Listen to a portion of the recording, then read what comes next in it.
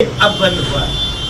अब हिंदू भाइयों के कान में कहा जाता है, हिंदुओं सावधान हो जाओ, मुसलमान देश में बहुत तेजी से बढ़ रहा है। ये आप देख लेना, आप लोग घूमकर आपकी बात ये नजर आती। एक तरफ श्रीमान मोहन भागवत जी चित्रकूट में अभी बोल के आए हैं, अखंड भारत बनाना चाहता हूँ। अखंड भारत में भारत, पाकिस्तान, बांग्लादेश, इंडोनेशिया, श्रीलंका और नेपाल।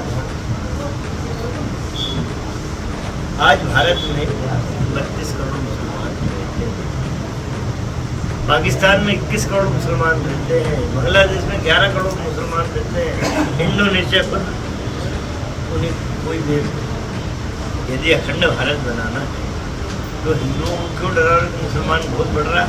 यदि बांग्लादेश, पाकिस्तान, इंडोनेशिया के मुसलमान इस अखंड भारत में आ गए, मोहन भागवत जी, मोदी जी, आपको कहाँ खड़े रहने की जगह मिलेगी? एक और इसमें रखी बात, इन्होंने 26 जनवरी के भाषण में नरेंद्र मोदी ने कहा था, आप यूट्यूब पे निकाल लेना, सारी बात करते हुए आखिरी में इन्होंने कहा था कि मेरे सीने का दर्द है कि 1947 में जब भारत आज़ाद हुआ तो इस देश के 2 टुकड़े किए उसके दोषी हैं पंडित जवाहरलाल नेहरू और जिन्ना।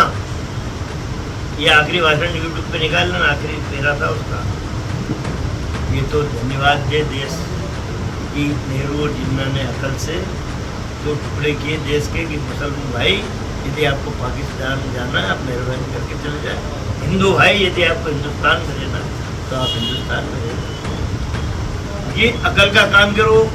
दोष दे रहे हैं कि जिन्ना और नेहरू, और एक तरफ उनका काका बोल रहा है कि अखंड भारत बनाना। देखिए, अब तक कांग्रेस ने मान ही लिया, जो देश पहले से कहता था कि इस देश के बंटवारे का कोई दोषी है तो वो जवाहरलाल नेहरू है। कांग्रेस के नेता ने बयान भी दे दिया कि नेहरू और जिन्ना ही इस देश के बंटवारे के सबसे बड़े हिमायती थे और उन्होंने बंटवारा करवाया।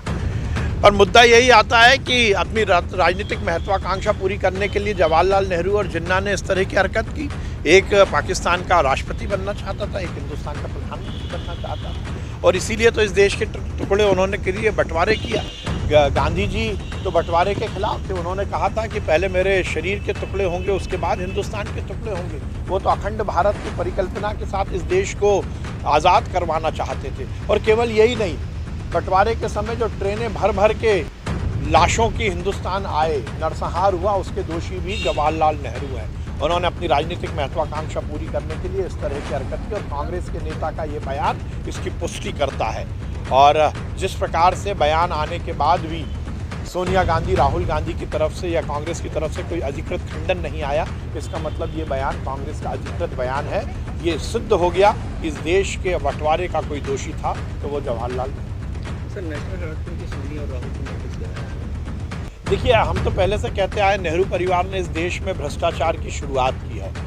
जवाहरलाल नेहरू के समय फिरोज गांधी ने ही भ्रष्टाचार का सबसे पहले मुद्दा उठाया था, जीप घोटाले का। और उसके बाद चाहे इंदिरा जी रही हों, चाहे राजीव गांधी रहे हों, बोफोर्स का मामला हो, या मनमोहन सिंह की रिमोट वाली सोनिया की सरकार हो, हर जगह केवल भ्रष्टाचार हुआ। चाहे राजीव गांधी फाउंडेशन का मामला हो, चाहे नेशनल हेराल्ड का मामला हो। अपनी ऐशो आराम के लिए नेहरू परिवार ने हर समय इस देश में भ्रष्टाचार किया है, और नेशनल हेराल्ड वाले मामले में तो ये बात सिद्ध हो